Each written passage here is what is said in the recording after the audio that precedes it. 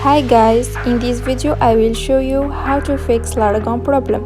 Okay, if you have issue like this, port 18 in use, let's go to this PC, manage,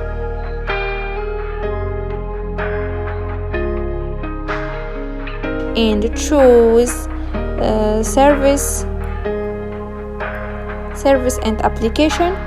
Now go to service, choose World Wide Web,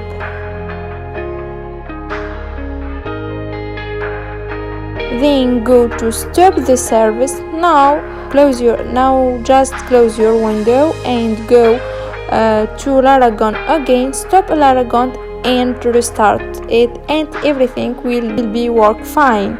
Thanks for watching. Don't forget to subscribe and like the video.